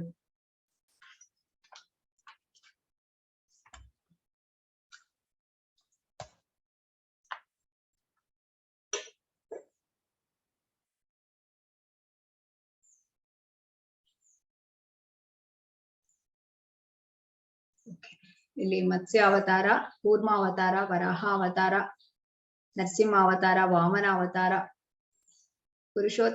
ಪರಶುರಾಮ ಅವತಾರ, ರಾಮ ಅವತಾರ, ಮತ್ತೆ ಕೃಷ್ಣ ಅಥವಾ ಬಲರಾಮ, ಬುದ್ಧ ಅವತಾರ, ಕಲ್ಕಿ ಅವತಾರ. ಸೊ ಇಲ್ಲಿ ಎಲ್ಲಾ ಅವತಾರಗಳು ಆಗ್ತಾ ಉಂಟು. ಮತ್ತು ಕಲ್ಕಿ ಅವತಾರ ಈ ಒಂದು ಕಲಿಯುಗದ ಎಂಡಿಗೆ ಆಗುವಂಥದ್ದು. ಕಲಿಯುಗದಲ್ಲಿ ಕೃಷ್ಣ ಕಾಣಿಸಿಕೊಳ್ಳುತ್ತಾನ? ಎಸ್, ಕಾಣಿಸಿಕೊಂಡಿದ್ದಾನೆ. 500 ವರ್ಷಗಳ ಹಿಂದೆ ಕೃಷ್ಣನೇ ಚೈತನ್ಯ ಮಹಾಪ್ರಭುಗಳಾಗಿ ಬರುವಂಥದ್ದು. ಬಂದು ಪ್ರಭುಪಾದರು ಬಂದು ಈ ಕೃಷ್ಣ ಪ್ರಜ್ಞೆಯನ್ನು ಪ್ರಪಂಚಾದ್ಯಂತ ಸ್ಪ್ರೆಡ್ ಮಾಡ್ತಾರೆ, ತಿಳಿಸ್ತಾರೆ ಜನರಿಗೆ ಅನ್ನೋದನ್ನ ಹೇಳ್ತಾನೆ. ಸಂಕೀರ್ತನ ಯಜ್ಞವನ್ನು ನೀಡ್ತಾನೆ ನಮ್ಗೆ. ಕೃಷ್ಣನು ಏಕೆ ಅವತರಿಸುತ್ತಾನೆ? ಪರಿತ್ರಾಣಾಯ ಸಾಧೂನಾಂ ವಿನಾಶಾಯ ಚ ದುಷ್ಕೃತಾಂ ಧರ್ಮ ಸಂಸ್ಥಾಪನಾರ್ಥಾಯ ಸಂಭವಾಮಿ ಯುಗೆ ಯುಗೆ. ಸಜ್ಜನರನ್ನು ರಕ್ಷಿಸುವುದಕ್ಕಾಗಿಯೂ ದುಷ್ಟರನ್ನು ನಾಶ ಮಾಡುವುದಕ್ಕಾಗಿಯೂ ಮತ್ತು ಧರ್ಮದ ತತ್ವಗಳನ್ನು ಮತ್ತೆ ಸ್ಥಾಪಿಸುವುದಕ್ಕಾಗಿಯೂ ನಾನು ಪ್ರತಿ ಯುಗದಲ್ಲಿ ಅವತರಿಸುತ್ತೇನೆ. ಸೊ ಇಲ್ಲಿ ಈಗ ಜನರು ಹೇಳ್ತಾರೆ, ಇಷ್ಟೆಲ್ಲ ತೊಂದರೆ ಇದೆ, ಕಷ್ಟ ಇದೆ, ಯಾಕೆ ಭಗವಂತ ಬರ್ತಾ ಇಲ್ಲ ಅಂತ. ಹಾಗೆ ಭಗವಂತ ಬರೋದಿಲ್ಲ. ಭಗವಂತ ಬರೋದು ಯಾವಾಗ? ಸಜ್ಜನರನ್ನು, ತನ್ನ ಭಕ್ತರನ್ನು ಕಾಪಾಡುವುದಕ್ಕೋಸ್ಕರ ಬರುವಂತದ್ದು. ಹಾಗೆ ಬಂದಾಗ ದುಷ್ಟರನ್ನು ಶಿಕ್ಷಿಸುವಂಥದ್ದು, ಧರ್ಮದ ತತ್ವಗಳನ್ನು ಮತ್ತೆ ಸ್ಥಾಪಿಸುವುದಕ್ಕಾಗಿ ಭಗವಂತ ಪ್ರತಿ ಯುಗದಲ್ಲಿ ಅವತರಿಸುತ್ತಾನೆ.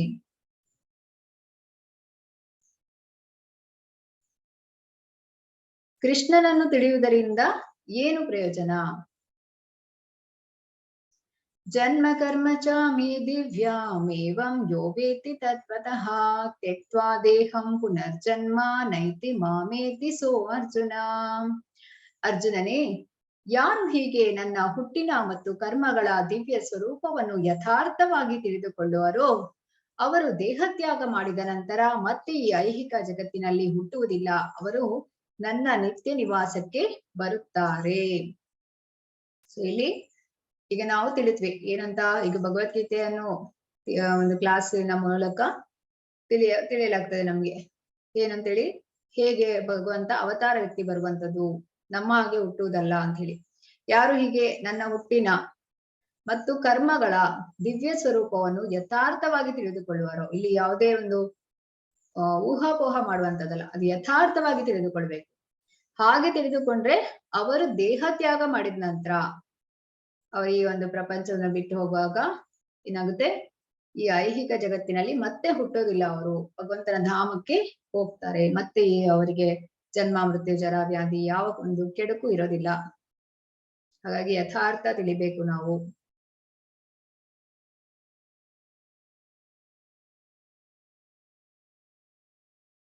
ಕೃಷ್ಣ ಮತ್ತು ನಮ್ಮ ನಡುವಿನ ವ್ಯತ್ಯಾಸವೇನು? ಕೃಷ್ಣನ ರೂಪವು ಆಧ್ಯಾತ್ಮಿಕವಾಗಿದೆ, ನಮ್ಮ ರೂಪವು ತಾತ್ಕಾಲಿಕವಾಗಿದೆ. ಕೃಷ್ಣ ಅಲ್ಲಿ ಗೋಲೋಕದಲ್ಲಿ ಆಧ್ಯಾತ್ಮಿಕ ರೂಪದಲ್ಲಿ ಇರುವಂತದ್ದು, ಹಾಗೆ ಇಲ್ಲಿ ಅವತಾರ ಎತ್ತಿ ಬರುವಂತದ್ದು. ಆದ್ರೆ ನಮ್ಮ ರೂಪ ತಾತ್ಕಾಲಿಕ. ನಮ್ಮದೀಗ ಸ್ಥೂಲ ಶರೀರ, ಸೂಕ್ಷ್ಮ ಶರೀರ ಮತ್ತು ಆತ್ಮ ಈ ರೀತಿ ನೋಡ್ಬೋದು. ಸ್ಥೂಲ ಶರೀರ ಅಂತ ಹೇಳಿದ್ರೆ ಈ ಒಂದು ಶರೀರ ಪಂಚಮಹಾಭೂತಗಳಿಂದ ಆಗಿರುವಂತದ್ದು. ಭೂಮಿ, ನೀರು, ಗಾಳಿ ಅಗ್ನಿ, ಆಕಾಶ ಈ ರೀತಿಯಾಗಿ ಇದು ನಾಶವಾಗುವಂಥದ್ದು. ಇನ್ನು ಮನಸ್ಸು, ಬುದ್ಧಿ, ಅಹಂಕಾರ ಮತ್ತು ಆತ್ಮ, ಇದು ಈ ಒಂದು ಶರೀರವು ನಾಶವಾದ ಮೇಲೆ, ಭೌತಿಕ ಶರೀರವು ನಾಶವಾದ ಮೇಲೆ ಈ ಮನಸ್ಸು, ಬುದ್ಧಿ, ಅಹಂಕಾರ ಮತ್ತು ಆತ್ಮ ಇನ್ನೊಂದು ಶರೀರಕ್ಕೆ ಹೋಗುವಂಥದ್ದು. ಆದ್ರೆ ಕೃಷ್ಣನ ಶರೀರ ಆಧ್ಯಾತ್ಮಿಕವಾಗಿರುವಂಥದ್ದು, ಸಚ್ಚಿದಾನಂದ ರೂಪದಲ್ಲಿ ಬರುವಂಥದ್ದು. ನಾವು ಮಾಯೆಯಿಂದ ನಿಯಂತ್ರಿಸಲ್ಪಡುತ್ತೇವೆ. ಕೃಷ್ಣ ಮಾಯೆಯ ನಿಯಂತ್ರಕ. ಮಾಯೆ ಅಂದ್ರೆ ನಾವು ಈ 3 ಗುಣಗಳ ಒಂದು ಹತೋಟಿಯಲ್ಲಿದ್ದೇವೆ. ಸತ್ವಗುಣ, ರಜೋಗುಣ, ತಮೋಗುಣ ಈ ರೀತಿಯಾಗಿ ಕೃಷ್ಣ ಆ ಮಾಯೆಯ ನಿಯಂತ್ರಕ. ಕೃಷ್ಣನಿಗೆ ಯಾವುದೇ ಒಂದು ಗುಣಗಳ ಅತೀತ, ಯಾವುದೇ ಗುಣಗಳ ಒಂದು ಕಂಟ್ರೋಲ್ ಮಾಡ್ಲಿ, ಗುಣಗಳನ್ನು ಕಂಟ್ರೋಲ್ ಮಾಡ್ತಾ ಇರೋದು ಕೃಷ್ಣ. ಹಾಗಾಗಿ ಕೃಷ್ಣ ಮಾಯೆಯ ನಿಯಂತ್ರಕ. ಪೀತರಾಗ ಭಯ ಕ್ರೋಧ ಮನ್ಮಯ ಮಾಮುಪಾಶ್ರಿತಾಃ ಬಹವೋ ಜ್ಞಾನ ತಪಸಾ ಪೂತ ಮದ್ಭಾವಂ ಆಗತಾಃ. ಭಯ, ರಾಗ, ಕ್ರೋಧಗಳನ್ನು ತ್ಯಜಿಸಿ ಅನೇಕರು ಸಂಪೂರ್ಣವಾಗಿ ನನ್ನಲ್ಲಿಯೇ ಮನಸ್ಸುಳ್ಳವರಾಗಿ ನನ್ನಲ್ಲಿ ಆಶ್ರಯ ಪಡೆದಿದ್ದಾರೆ. ನನ್ನ ಜ್ಞಾನದಿಂದ ಪರಿಶುದ್ಧರಾಗಿದ್ದಾರೆ. ಹೀಗೆ ಅವರು ನನ್ನಲ್ಲಿ ದಿವ್ಯ ಪ್ರೇಮವನ್ನು ಪಡೆದಿದ್ದಾರೆ. ಭಯ, ರಾಗ, ಕ್ರೋಧ. ಭಯ, ಈಗ ನೀವು ನೋಡ್ಬೋದು ಗೋಪಬಾಲಕರು, ಅವ್ರಿಗೆ ಯಾವುದೇ ಭಯ ಇಲ್ಲ, ಅಷ್ಟು ಒಂದು ಕೃಷ್ಣನ ಒಂದು ಸ್ನೇಹಿತರಾಗಿರ್ತಾರೆ. ಆ ರೀತಿಯಾಗಿ ಪ್ರೀತಿ ಸ್ನೇಹದಿಂದ ಇದ್ರೆ ಮಾತ್ರ ಭಗವಂತನ ಅರಿಯುವುದಕ್ಕೆ ಸಾಧ್ಯ ಆಗ್ತದೆ. ರಾಗ ಅಂತ ಹೇಳಿದ್ರೆ ಅಟ್ಯಾಚ್ಮೆಂಟ್. ಅಟ್ಯಾಚ್ಮೆಂಟ್ ಅಂತ ಹೇಳಿದ್ರೆ ನಮಗೆ ಈಗ ಈ ಭಯ ಅಂದ್ರೆ ಸಾವಿನ ಭಯ ಅಂತಾನು ಕೂಡ ಹೇಳ್ಬೋದು. ಮತ್ತೆ ಅಟ್ಯಾಚ್ಮೆಂಟ್, ಈಗ ಹೇಗೆ ದುರ್ಯೋಧನ, ಧೃತರಾಷ್ಟ್ರನಿಗೆ ದುರ್ಯೋಧನ ಮತ್ತಿತರ ಮಕ್ಕಳ ಮೇಲೆ ತುಂಬಾ ಅಟ್ಯಾಚ್ಮೆಂಟ್ ಇರುತ್ತೆ. ಯಾವುದೇ ತಪ್ಪು ಮಾಡಿದಾಗಲೂ ತಿದ್ಲಿಕ್ಕೆ ಹೋಗೋದಿಲ್ಲ. ಆ ರೀತಿಯಾದ ಅಟ್ಯಾಚ್ಮೆಂಟ್ ನಮ್ಮಲ್ಲಿ ಇರಬಾರ್ದು. ನಾವು ಅಫೆಕ್ಷನ್ ಇಟ್ಕೊಳ್ಬೇಕು ಫ್ಯಾಮಿಲಿಯಲ್ಲಿ. ಅಫೆಕ್ಷನ್ ಅಂತ ಹೇಳಿದ್ರೆ ವಿದುರ ಧೃತರಾಷ್ಟ್ರನ ತಮ್ಮ ಆಗಿರ್ತಾರೆ. ಪ್ರತಿ ಒಂದು ಸಲ ಕೂಡ ಅವರಿಗೆ ಗೈಡ್ ಮಾಡ್ತಾ ಇರ್ತಾನೆ. ವಿದುರ ಗೈಡ್ ಮಾಡ್ತಾ ಇರುವಂತದ್ದು ಧೃತರಾಷ್ಟ್ರನಿಗೆ, ನೋಡು ಇದು ಸರಿಯಲ್ಲ, ಹೀಗೆ ಮಾಡು ಅಂತೇಳಿ ಆ ರೀತಿಯಾದ ಒಂದು ಮಾರ್ಗದರ್ಶನ ಮಾಡ್ತಾ ಇರ್ತಾನೆ. ಕಡೆಯದಾಗಿ ವಿದುರ ವಿನ್ ಕೂಡ ಆಗ್ತಾನೆ, ಸಕ್ಸಸ್ ಆಗುತ್ತೆ. ಅಂತ ಹೇಳಿದ್ರೆ ಧೃತರಾಷ್ಟ್ರ ಒಂದು ಭಕ್ತಿ ಸೇವೆಯನ್ನು ಮಾಡ್ತಾನೆ. ವಿದುರ ಹೇಳ್ತಾ ಇರ್ತಾನೆ, ಆದ್ರೆ ಅವನು ಕಡೆಯದಾಗಿ ಒಪ್ಪಿಕೊಳ್ತಾನೆ. ಈ ರೀತಿಯಾದ ಒಂದು ಅಫೆಕ್ಷನ್ ಇರಬೇಕು. ಅಫೆಕ್ಷನ್ ಅಂತ ಹೇಳಿದ್ರೆ ನಾವು ಅವರನ್ನು ಗೈಡ್ ಮಾಡುವಂಥದ್ದು. ಅಟ್ಯಾಚ್ಮೆಂಟ್ ಅಂತ ಹೇಳಿದ್ರೆ ಅವ್ರು ಏನೇ ತಪ್ಪು ಮಾಡಿದ್ರು ಕೂಡ ಅದಕ್ಕೆ ನಾವು ಏನು ಮಾತಾಡದೆ ಇರುವಂಥದ್ದು. ಆ ರೀತಿಯಾದ ಅಟ್ಯಾಚ್ಮೆಂಟ್ ನಮ್ಗೆ ಫ್ಯಾಮಿಲಿಯಲ್ಲಿ ಇರಬಾರ್ದು.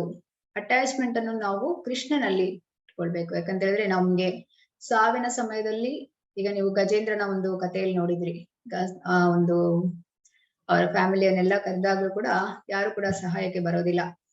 ಹಾಗಾಗಿ ನಮಗೆ ಕೃಷ್ಣನ ನೆನಪು ಬರಬೇಕು ಸಾವಿನ ಸಮಯದಲ್ಲಿ. ಹಾಗಾಗಿ ನಾವು ಅಟ್ಯಾಚ್ಮೆಂಟ್ ಅನ್ನು ಕೃಷ್ಣನಲ್ಲಿ ಇಟ್ಕೊಳ್ಬೇಕು. ಈ ರೀತಿಯಾಗಿ ಭಯ, ರಾಗ, ಕ್ರೋಧ. ಕ್ರೋಧ ಯಾವಾಗ ಬರುತ್ತೆ?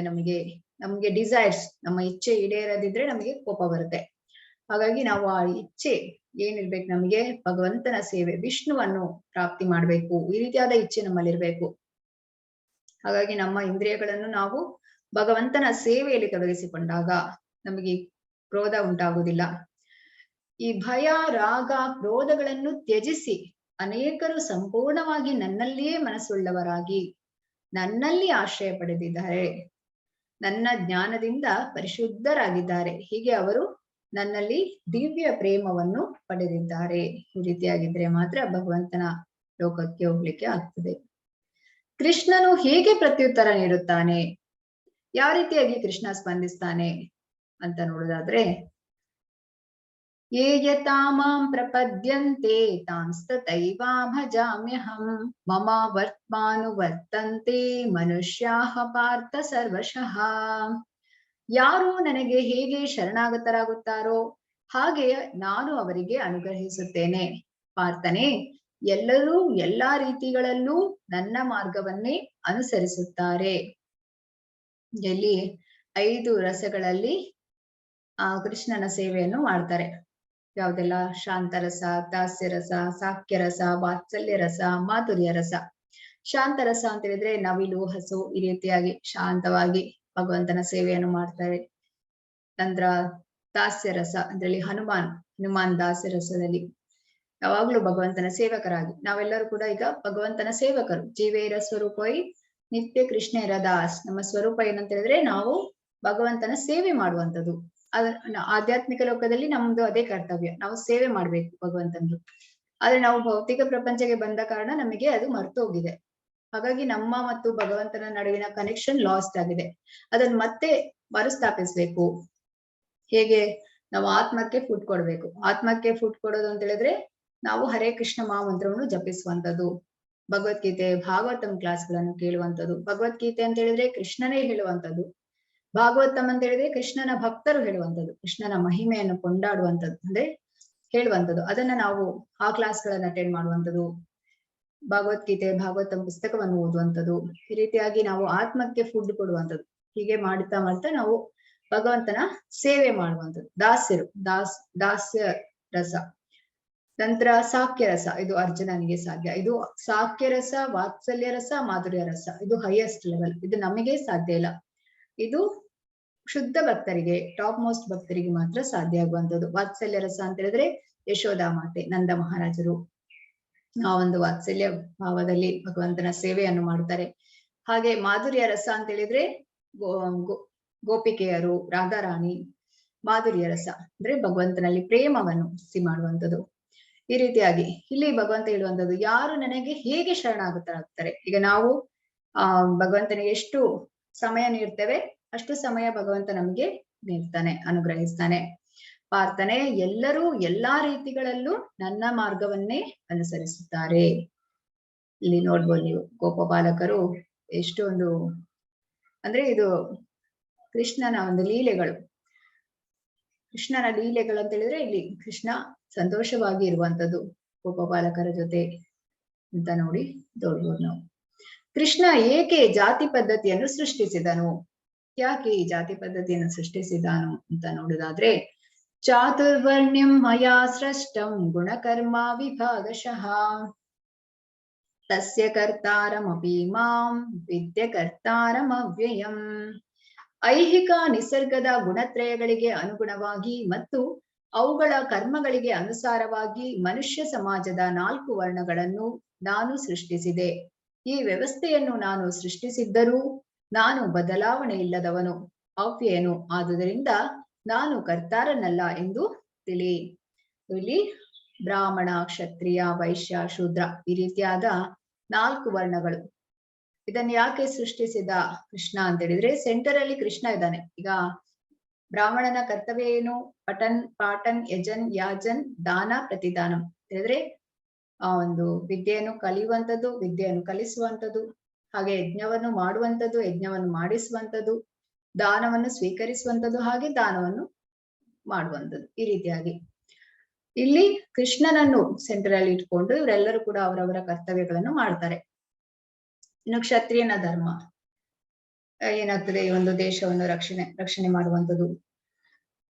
ಗುಣಕರ್ಮ ವಿಭಾಗಶಃ, ಇಲ್ಲೇನಿದೆ ಅವರವರ ಗುಣಗಳಿಗೆ ಅನುಗುಣವಾಗಿ. ಈಗ ಬ್ರಾಹ್ಮಣ ಅಂತ ಹೇಳಿದ್ರೆ ಸತ್ವಗುಣ, ಕ್ಷತ್ರಿಯ ಅಂತ ಹೇಳಿದ್ರೆ ರಜೋಗುಣ, ನಂತರ ವೈಶ್ಯ ಅಂತ ಹೇಳಿದ್ರೆ ರಜೋಗುಣ ಮತ್ತು ತಮೋಗುಣ, ಶೂದ್ರ ಅಂತ ಹೇಳಿದ್ರೆ ತಮೋಗುಣ.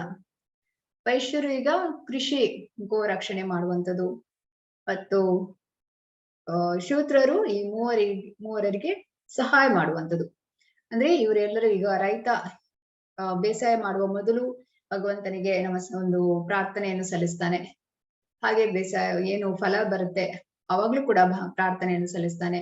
ಈ ರೀತಿಯಾಗಿ ಕೃಷ್ಣ ಸೆಂಟರ್ ಅಲ್ಲಿ ಇಟ್ಕೊಂಡು ಮಾಡ್ಬೇಕು ಅಂತೇಳಿ ಕೃಷ್ಣ ಈ ಒಂದು 4 ವರ್ಣಗಳನ್ನು ಸೃಷ್ಟಿಸಿದ್ದಾನೆ. ಈ ವ್ಯವಸ್ಥೆಯನ್ನು ನಾನು ಸೃಷ್ಟಿಸಿದ್ದರೂ ನಾನು ಬದಲಾವಣೆ ಇಲ್ಲದವನು. ಇಲ್ಲಿ ಭಗವಂತನಿಗೆ ಯಾವುದೇ ಒಂದು ವರ್ಣಕ್ಕೆ ನಾವು ಹೇಳುವಾಗಿಲ್ಲ. ಯಾಕಂದ್ರೆ ಭಗವಂತ ಇಲ್ಲಿ ಸೃಷ್ಟಿಸಿದ್ರು ಕೂಡ ಭಗವಂತ ಯಾವುದೇ ಬದಲಾವಣೆ ಇಲ್ಲದವನು, ಅವ್ಯಯನು. ಆದುದರಿಂದ ನಾನು ಕರ್ತಾರನಲ್ಲ ಎಂದು ತಿಳಿ. ಅವರವರ ಗುಣಗಳಿಗೆ ಅನುಸಾರವಾಗಿ ಎಲ್ಲವೂ ಸಿಗುವಂಥದ್ದು, ಕರ್ಮಾನುಸಾರವಾಗಿ. ಇದಕ್ಕೆ ಭಗವಂತ ಕಾರಣನಲ್ಲ. ಭಗವಾನ್ ಕೃಷ್ಣ ವರ್ಣಾಶ್ರಮ ಪದ್ಧತಿಗೆ ಒಳಪಡುತ್ತಾನೆಯೇ? ನ ಮಾಂ ಕರ್ಮಾಣಿ ಲಿಂಪಂತಿ ನ ಮೇ ಕರ್ಮ ಫಲೇ ಸ್ಪೃಹಾ ಇತಿ ಮಾಂ ಯೋ ಅಭಿಜಾನಾತಿ ಕರ್ಮಾಭಿರ್ನ ಸಾ ಬದ್ಧ್ಯತೆ. ಯಾವ ಕರ್ಮವೂ ನನ್ನನ್ನು ಅಂಟುವುದಿಲ್ಲ, ನಾನು ಯಾವುದೇ ಕರ್ಮ ಫಲವನ್ನು ಬಯಸುವುದಿಲ್ಲ. ನನ್ನ ವಿಷಯದಲ್ಲಿ ಈ ಸತ್ಯವನ್ನು ಯಾರು ಅರ್ಥ ಮಾಡಿಕೊಳ್ಳುವರೋ ಅವರಿಗೂ ಫಲಾಪೇಕ್ಷೆಯ ಕರ್ಮ ಬಂಧನವಿಲ್ಲ. ಈಗ ಇಲ್ಲಿ ನೋಡ್ಬೋದು ನೀವು, ಕೃಷ್ಣ ಬ್ರಾಹ್ಮಣರ ಪೂಜೆ ಮಾಡುವಂಥದ್ದು, ಸೇವೆ ಮಾಡುವಂಥದ್ದು, ಹಾಗೆ ಯುದ್ಧ ಮಾಡುವಂಥದ್ದು, ಇಲ್ಲಿ ಗೋವುಗಳ ಪಾಲನೆ ಮಾಡುವಂಥದ್ದು, ಸಾರಥಿಯಾಗಿ ಅರ್ಜುನನಿಗೆ ಈ ರೀತಿಯಾಗಿ ಕೂಡ ಸಾರಥಿಯಾಗಿ ಕೂಡ ಸೇವೆ ಮಾಡುವಂಥದ್ದು. ಇದೆಲ್ಲವೂ ಕೂಡ ಯಾವ ಕರ್ಮವೂ ನನ್ನನ್ನು ಅಂಟುವುದಿಲ್ಲ, ನಾನು ಯಾವುದೇ ಕರ್ಮ ಫಲವನ್ನು ಬಯಸೋದಿಲ್ಲ. ನನ್ನ ವಿಷಯದಲ್ಲಿ ಈ ಸತ್ಯವನ್ನು ಯಾರು ಅರ್ಥ ಮಾಡಿಕೊಳ್ತಾರೆ, ಇದನ್ನ ಯಾರು ಅರ್ಥ ಮಾಡಿಕೊಳ್ತಾರೆ, ಇದನ್ನ ಇಲ್ಲಿ ಯಾವುದು ಕೂಡ ಭಗವಂತನಿಗೆ ಈ ಒಂದು ಕರ್ಮ ಫಲವನ್ನು ಕೂಡ ಭಗವಂತ ಬಯಸೋದಿಲ್ಲ. ಯಾರು ಈ ಒಂದು ಸತ್ಯವನ್ನು ಅರ್ಥ ಮಾಡಿಕೊಳ್ತಾರೆ ಅವರಿಗೂ ಫಲಾಪೇಕ್ಷೆಯ ಕರ್ಮ ಬಂಧನವಿಲ್ಲ. ಈಗ ಕೃಷ್ಣ ಪ್ರಜ್ಞೆಯಲ್ಲಿ ಇದ್ದು ನಾವು ಯಾವುದೇ ಕೆಲಸ ಮಾಡಿದ್ರು ಕೂಡ ನಮಗೆ ಕರ್ಮ ಬಂಧನ ಇರೋದಿಲ್ಲ. ಯಾಕಂದ್ರೆ ಎಲ್ಲವೂ ಕೂಡ ಕೃಷ್ಣ ನಮಗೆ ಕೊಡ್ತಾನೆ ಅಂತ ಹೇಳಿ ನಾವು ಇಲ್ಲಿ ತಿಳಿಬಹುದು.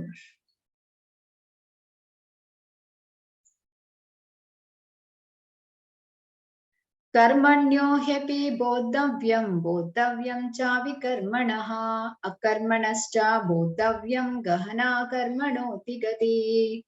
ಕರ್ಮದ ಜಟಿಲತೆಗಳನ್ನು ಅರ್ಥ ಮಾಡಿಕೊಳ್ಳುವುದು ಬಹಳ ಕಷ್ಟ. ಆದುದರಿಂದ ಮನುಷ್ಯನು ಕರ್ಮವು ಯಾವುದು, ವಿಕರ್ಮವು ಯಾವುದು, ಅಂದ್ರೆ ನಿಷಿದ್ಧ ಕರ್ಮ ಯಾವುದು, ಅಕರ್ಮವು ಯಾವುದು ಎನ್ನುವುದನ್ನು ಸರಿಯಾಗಿ ತಿಳಿದುಕೊಳ್ಳಬೇಕು.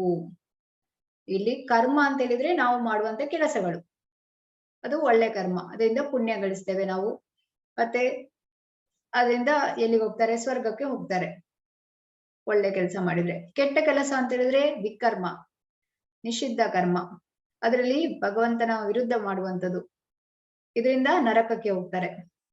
ನಂತರ ಅಕರ್ಮ, ಅಕರ್ಮ ಅಂತ ಹೇಳಿದ್ರೆ ಭಗವಂತನನ್ನು ಆಡ್ ಮಾಡಿ ಮಾಡುವಂಥದ್ದು. ಅಕರ್ಮ ಮಾಡ್ಬೇಕು ನಾವು, ಭಗವಂತನನ್ನು ಆಡ್ ಮಾಡಿ ಮಾಡುವಂಥದ್ದು. ಯಾಕಂತ ಹೇಳಿದ್ರೆ ನಾವೀಗ ಕರ್ಮ ಮಾಡ್ತೇವೆ, ಒಳ್ಳೆ ಕೆಲಸ ಮಾಡ್ತೇವೆ, ಆದ್ರೆ ಅದರಿಂದ ನಮ್ಗೆ ಸ್ವರ್ಗ ಪ್ರಾಪ್ತಿ ಆದ್ರೂ ಕೂಡ ನಾವು ಮತ್ತೆ ಕ್ಷೀಣೆ ಪುಣ್ಯ ಸ್ವರ್ಗಲೋಕೆ, ನಮ್ದು ಈ ಒಂದು ಪುಣ್ಯ ಎಲ್ಲ ಮುಗಿದ ನಂತರ ಮತ್ತೆ ಈ ಭೌತಿಕ ಪ್ರಪಂಚದಲ್ಲಿ ಜನ್ಮ ಮೃತ್ಯು ಜರಾವ್ಯಾಧಿಗೆ ಒಳಗಾಗ್ಬೇಕು. ಹಾಗಾಗಿ ನಾವು ಅಕರ್ಮ ಮಾಡೋದು, ಕೃಷ್ಣನನ್ನು ಆಡ್ ಮಾಡಿಕೊಂಡು ಎಲ್ಲಾ ಕೆಲಸಗಳನ್ನು ಮಾಡುವಂಥದ್ದು. ಇಲ್ಲಿ ಸ್ಟೋರಿ ಅಂತ ಹೇಳಿದ್ರೆ, ಈ ರಾಜ ಏನ್ ಮಾಡ್ತಾನೆ, ಉಪವಾಸ ಮಾಡ್ತಾ ಇರ್ತಾನೆ. ತಿನ್ನೋದಕ್ಕೆ ಸ್ವಲ್ಪ ಏನೋ ಒಂದು ಇರುತ್ತೆ, ಉಪವಾಸ ಇನ್ನೇನು ಬ್ರೇಕ್ ಮಾಡ್ಬೇಕು ಅಂತ ಇರ್ತಾನೆ. ಆ ಸಮಯದಲ್ಲಿ ಯಾರೋ ಭಿಕ್ಷುಕ ಬರುವಂಥದ್ದು, ಅವನಿಗೆ ಸ್ವಲ್ಪ ಕೊಡ್ತಾನೆ. ಇನ್ನು ಒಂದು ಪ್ರಾಣಿಗಳೆಲ್ಲ ಬರುವಂಥದ್ದು, ಇದು ನಾಯಿ ಬರುವಂಥದ್ದು, ಅವರಿಗೆ ಅದಕ್ಕೆ ಸ್ವಲ್ಪ ಕೊಡುವಂತ. ಈ ರೀತಿಯಾಗಿ ಎಲ್ಲವನ್ನು ಕೊಟ್ಟು, ನೀರು ಸ್ವಲ್ಪ ಇರುತ್ತೆ, ನೀರನ್ನಾದ್ರೂ ಕುಡಿಯುವ ಅನ್ಕೊಳ್ತಾನೆ. ಅವಾಗ ಒಬ್ಬನು ಬರ್ತಾನೆ, ನಂಗೆ ತುಂಬಾ ಬಾಯಾರಿಕೆ ಆಗ್ತದೆ ಅಂತ ಹೇಳ್ತಾನೆ. ರಂತಿ ರಾಜ ಅಂತ ಹೇಳಿ ಹಳೆ ಹೆಸರು, ರಂತಿ ದೇವಿ ಏನೋ ಬರುತ್ತೆ ಹೆಸರು. ಓಕೆ, ಹಾಗೆ ಎಲ್ಲವನ್ನು ಕೂಡ ಒಂದು ಉಪವಾಸ ಮಾಡ್ತಾ ಇರ್ತಾನೆ, ಬ್ರೇಕ್ ಮಾಡ್ಬೇಕು ಅಂತ ಇರ್ತಾನೆ. ಸ್ವೀಕರಿಸ್ಲಿಕ್ಕೆ ಅವನಿಗೆ ಏನು ಕೂಡ ಸಿಗೋದಿಲ್ಲ, ಎಲ್ಲವೂ ಅವನಿಗೆ ಕೊಡುವಂಥದ್ದು. ಈ ರೀತಿಯಾಗಿ ಒಂದು ಕತೆ ಮುಂದುವರಿಯುತ್ತದೆ. ಇಲ್ಲಿ ನಾವು ಅಕರ್ಮ ಮಾಡ್ಬೇಕು. ಈಗ ನಾರದ ಮಹರ್ಷಿಗಳು ಏನ್ ಮಾಡ್ತಾರೆ, ಸದಾ ಕೀರ್ತನೆಯನ್ನು ಮಾಡ್ತಾ ಮಾಡ್ತಾ ಎಲ್ಲರನ್ನು ಭಕ್ತರನ್ನಾಗಿ ಮಾಡ್ತಾರೆ. ಈಗ ಧ್ರುವ ಮಹಾರಾಜರಲ್ಲಿ, ಪ್ರಹ್ಲಾದ್ ಮಹಾರಾಜರಲ್ಲಿ, ಇವರೆಲ್ಲರೂ ಕೂಡ ನಾರದ ಮುನಿಗಳ ಶಿಷ್ಯರಾಗಿರ್ತಾರೆ. ಅವರನ್ನೆಲ್ಲ ಭಕ್ತರನ್ನಾಗಿ ಮಾಡುವಂಥದ್ದು. ಕರ್ಮ, ವಿಕರ್ಮ ಮತ್ತು ಅಕರ್ಮ ನಡುವಿನ ವ್ಯತ್ಯಾಸವೇನು ಅಂತ ನೋಡಿದ್ವಿ ನಾವು. ಭಕ್ತಿ ಸೇವೆಯಲ್ಲಿ ನಾವು ಕ್ರಮೇಣ ಪ್ರಗತಿ ಸಾಧಿಸುವುದು ಹೇಗೆ? ಭಕ್ತಿ ಸೇವೆಯಲ್ಲಿ ಆ ಹಂತಗಳು ಯಾವುದು ಅಂತ ಹೇಳಿದ್ರೆ, ಶ್ರದ್ಧಾ, ಸಾಧು ಸಂಘ, ಭಜನಾ ಕ್ರಿಯಾ, ಅನರ್ಥ ನಿವೃತ್ತಿ, ಆಸಕ್ತಿ, ನಿಷ್ಠೆ, ರುಚಿ, ಆಸಕ್ತಿ, ಭಾವ, ಪ್ರೇಮ. ಶ್ರದ್ಧಾ ಅಂತ ಹೇಳಿದ್ರೆ ನೀವೆಲ್ಲರೂ ಕೂಡ ಈಗ ಕೋಮಲ ಶ್ರದ್ಧೆ ಇಟ್ಟುಕೊಂಡು ಭಗವದ್ಗೀತೆಯನ್ನು ಕೇಳೋದಕ್ಕೆ ಬಂದಿರುವಂಥದ್ದು. ನಂತರ ಸಾಧು ಸಂಘ, ನಾವು ಭಕ್ತರ ಸಂಘದಲ್ಲಿ ಇದ್ರೆ, ನಾವು ಈಗ ಟೆಂಪಲ್ಗೆ ಹೋಗುವಂಥದ್ದು, ಅವಾಗ ಭಕ್ತರ ಸಂಘದಲ್ಲಿದ್ದಾಗ ನಮಗೆ ಹೇಗೆ ಭಕ್ತಿ ಸೇವೆಯನ್ನು ಮಾಡ್ಬೇಕು ಅಂತ ತಿಳಿಯುತ್ತೆ, ಅವರನ್ನು ನೋಡಿ ನಾವು ತಿಳಿಬಹುದು.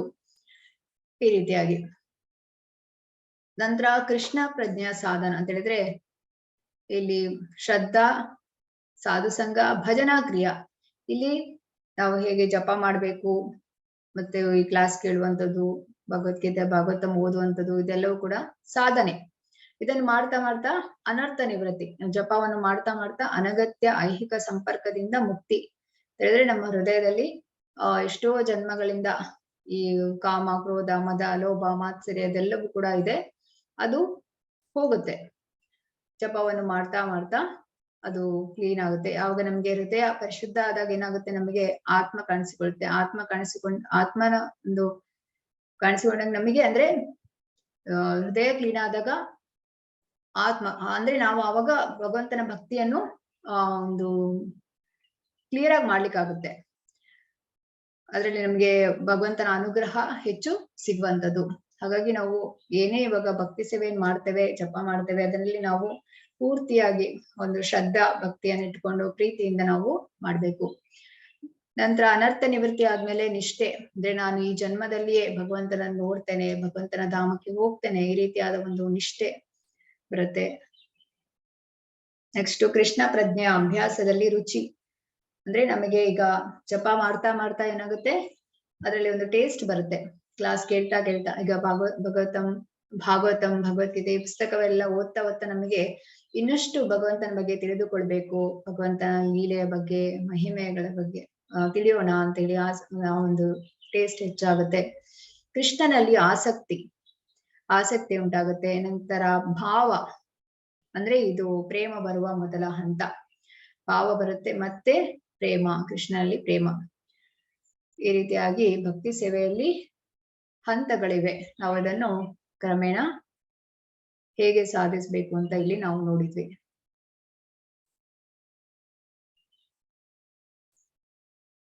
ತದ್ವಿದ್ಧಿ ಪ್ರಣಿಪಾತೇನ ಪರಿಪ್ರಶ್ನೇನ ಸೇವಯ ಉಪದೇಶಂತಿ ತೇ ಜ್ಞಾನಂ ಜ್ಞಾನಿನಾ ತತ್ವದರ್ಶಿನಃ. ಗುರುವಿನ ಬಳಿಗೆ ಹೋಗಿ ಸತ್ಯವನ್ನು ತಿಳಿದುಕೊಳ್ಳಲು ಪ್ರಯತ್ನಿಸು. ನಮ್ರನಾಗಿ ಅವರಿಗೆ ಪ್ರಶ್ನೆ ಮಾಡು ಮತ್ತು ಅವರಿಗೆ ಸೇವೆ ಮಾಡು. ಆತ್ಮ ಸಾಕ್ಷಾತ್ಕಾರ ಪಡೆದ ವ್ಯಕ್ತಿಗಳು ಸತ್ಯವನ್ನು ಕಂಡಿದ್ದಾರೆ, ಆದುದರಿಂದ ಅವರು ನಿನಗೆ ಜ್ಞಾನೋಪದೇಶ ಮಾಡಬಲ್ಲರು. ಸೊ ಇಲ್ಲಿ ಸಾಂದೀಪಿನಿ ಮುನಿಗಳ ಬಳಿ ಕೃಷ್ಣ ಬಲರಾಮರು ಆ ಒಂದು ವಿದ್ಯೆ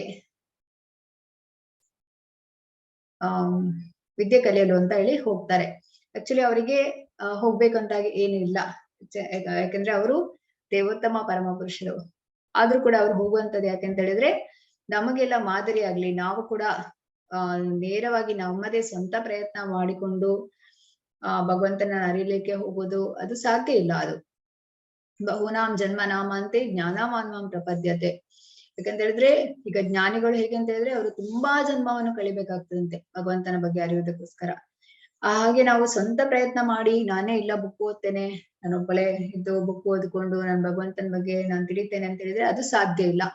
ನಾವು ಗುರುವಿನ ಬಳಿಗೆ ಹೋಗ್ಬೇಕು. ನಮ್ಗೆ ಈಗ ಪ್ರಭುಪಾದರು ಆಚಾರ್ಯರು ಬೋನಫೈಡ್ ಗುರುಗಳು, ಅವರ ಮೂಲಕ ಇವಾಗ ನಮ್ಗೆ ಈ ಭಗವದ್ಗೀತೆಯನ್ನು ತಿಳಿದುಕೊಳ್ಳುವ ಅವಕಾಶ ಸಿಕ್ಕಿದೆ. ಹಾಗಾಗಿ ನಾವು ಗುರುವಿನ ಮೂಲಕ ಹೋದ್ರೆ ಮಾತ್ರ ನಮಗೆ ಭಗವಂತನ ಬಗ್ಗೆ ತಿಳಿಲಿಕ್ಕೆ ಸಾಧ್ಯ ಆಗ್ತದೆ. ಯಾಕಂದ್ರೆ ಗುರುವಿಗೆ ಆತ್ಮ ಸಾಕ್ಷಾತ್ಕಾರದ ಪಡೆದ ವ್ಯಕ್ತಿಗಳು ಸತ್ಯವನ್ನು ಕಂಡಿದ್ದಾರೆ, ಆದುದರಿಂದ ಅವರು ನಿನಗೆ ಜ್ಞಾನೋಪದೇಶ ಮಾಡಬಲ್ಲರು. ಇದಕ್ಕೆ ಪ್ರಾರ್ಥನೆ ಕೂಡ ಬೆಳಿಗ್ಗೆ 4:15 ಇಸ್ಕಾನ್ ಟೆಂಪಲ್ ಅಲ್ಲಿ ಮಂಗಳಾರತಿಯನ್ನು ಭಕ್ತರು ಒಂದು ಕೀರ್ತನೆಯನ್ನು ಹೇಳ್ತಾರೆ, ಅಂದ್ರೆ ಗುರುವಿಗೆ ವಂದನೆಯನ್ನು ಸಲ್ಲಿಸುವಂಥದ್ದು. ಹಾಗೆ 7:00 ದರ್ಶನಾರತಿಗಳಿಗೆ ಅಲ್ಲಿ ಕೂಡ ಗುರುವಿಗೆ ವಂದನೆಯನ್ನು ಸಲ್ಲಿಸ್ಲಿಕ್ಕಿದೆ. ಹೇಳಿದ್ರೆ ದಿವ್ಯ ಜ್ಞಾನ ಹೃದಯ ಪ್ರಕಾಶಿತೋ, ಗುರುವಿನ ಅನುಗ್ರಹವನ್ನು ಪಡೆದ್ರೆ ನಮ್ಗೇನಾಗ್ತದೆ, ಹೃದಯದಲ್ಲಿ ಈ ದಿವ್ಯ ಜ್ಞಾನ ಪ್ರಕಾಶಿಸ್ತದೆ ಅಂತೇಳಿ. ಆ ರೀತಿಯಾಗಿ ಗುರುವಿನ ಅನುಗ್ರಹ ಇದ್ರೆ ಭಗವಂತನ ಅನುಗ್ರಹ ನಮಗೆ ಸಿಗುವಂಥದ್ದು. ಹಾಗಾಗಿ ಗುರು ಮುಖೇನ ಪದ್ಮಾವಾಕ್ಯ, ಗುರುವಿನಿಂದ ನಾವು ತಿಳಿದುಕೊಳ್ಬೇಕು. ಅದು ಹೇಗೆ ಅಂತ ಹೇಳಿದ್ರೆ ನಾವು ಗುರುವಿಗೆ ನಮ್ರರಾಗಿ ಸೇವೆ ಸಲ್ಲಿಸಿ ಮತ್ತು ಪ್ರಶ್ನೆಯನ್ನು ಕೇಳುವುದರ ಮೂಲಕ ಭಗವಂತನ ಸೇವೆಯನ್ನು ಹೇಗೆ ಮಾಡಬೇಕು ಅಂತ ಆ ರೀತಿಯಾಗಿ ಪ್ರಶ್ನೆಯನ್ನು ಕೇಳುವುದರ ಮೂಲಕ ನಾವು ಗುರುವಿನಿಂದ ತಿಳಿಯುವಂಥದ್ದು. ಇಲ್ಲಿ ಅಧ್ಯಾಯದ ಸಾರಾಂಶ ಪರಂಪರಾ, ಮೊದಲನೇ ಶ್ಲೋಕದಿಂದ 4ನೇ ಶ್ಲೋಕ. ಏವಂ ಪರಂಪರಾ ಕೃಷ್ಣನ ದೈವಿಕ ಸ್ವರೂಪ 5ರಿಂದ 10ನೇ ಶ್ಲೋಕ. ದಿವ್ಯಂ, ಎಲ್ಲಾ ಮಾರ್ಗಗಳು ಕೃಷ್ಣನಿಗೆ ದಾರಿ ಮಾಡಿಕೊಡುತ್ತವೆ 11ರಿಂದ 15ನೇ ಶ್ಲೋಕ. ಮಮ ವರ್ತ್ಮಾನು ವರ್ತಂತೆ, ಕರ್ಮ ವಿಕರ್ಮ ಮತ್ತು ಅಕರ್ಮ 16ರಿಂದ 24ನೇ ಶ್ಲೋಕ. ಕವಯೋ ಅಪ್ಯತ್ರ ಮೋಹಿತಾಹ, ಜ್ಞಾನವನ್ನು ಪಡೆಯುವುದು ಯಜ್ಞದ ಮೂಲಕ. ತದ್ವಿದ್ಧಿ ಪ್ರಣಿಪಾತೇನ.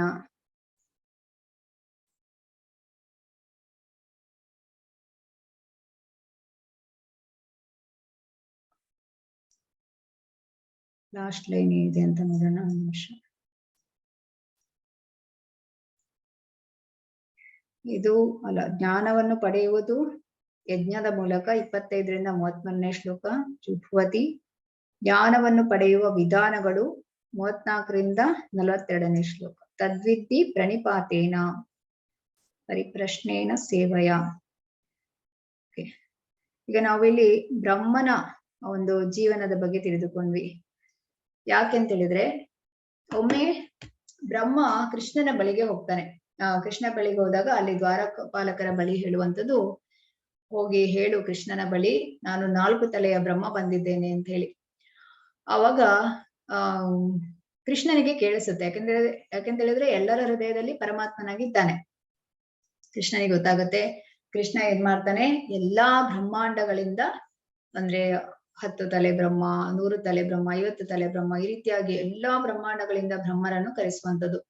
ಅಂದ್ರೆ ಇಲ್ಲಿ ಎಲ್ಲಾ ಬ್ರಹ್ಮಾಂಡ ಹೇಗೆ ಅಂತ ಹೇಳಿದ್ರೆ, ಒಂದು ಬಕೆಟ್ ಅಲ್ಲಿ ಸಾಸಿವೆ ಕಾಳು ಹಾಕಿದಾಗೆ, ಆ ಒಂದು ಸಾಸಿವೆ ಕಾಳು ನಮ್ಮ ಈ ಬ್ರಹ್ಮಾಂಡ ಆಗಿರುತ್ತದೆ. ಈ ರೀತಿಯಾಗಿ ಎಲ್ಲಾ ಬ್ರಹ್ಮಾಂಡಗಳಿಂದ ಕರೆಸಿ ನಂತರ ಈ 4 ತಲೆ ಬ್ರಹ್ಮ, ಅಂದ್ರೆ ನಮ್ಮ ಬ್ರಹ್ಮನಿಗೆ 4 ತಲೆ ಬ್ರಹ್ಮ, 4 ತಲೆ ಇರುವಂಥದ್ದು. ಸೊ ಹಾಗೆ ಆ ಬ್ರಹ್ಮನನ್ನು ಕರೆಸಿದಾಗ ಆ ಬ್ರಹ್ಮನಿಗೆ ತನ್ನ ತಪ್ಪಿನ ಅರಿವಾಗ್ತದೆ. ಅಂತ ಹೇಳಿದ್ರೆ, ಇಲ್ಲಿ ನಾವು ತಿಳಿಬೇಕಾಗಿರುವಂತದ್ದು ಏನಂತ ಹೇಳಿದ್ರೆ, ಅಖಿಲಾಂಡ ಕೋಟಿ ಬ್ರಹ್ಮಾಂಡ ನಾಯಕ ಕೃಷ್ಣ ಅಂತ. ಕೃಷ್ಣನ ಎದುರು ಅಂದ್ರೆ ಈಗ ಬ್ರಹ್ಮನ ಎದುರು ನಾವು ಏನು ಅಲ್ಲ ಅಂತ, ಕೃಷ್ಣನ ಎದುರು ಬ್ರಹ್ಮ ಏನು ಅಲ್ಲ ಅಂತ ಹೇಳಿ ತಿಳಿಸುವುದಕ್ಕೋಸ್ಕರ ಪ್ರಭುಪಾದರು ನಮಗೆ ಈ ಒಂದು ಎಲ್ಲ ಕ್ಯಾಲ್ಕುಲೇಷನ್ ಅನ್ನು ನೀಡಿದ್ದಾರೆ.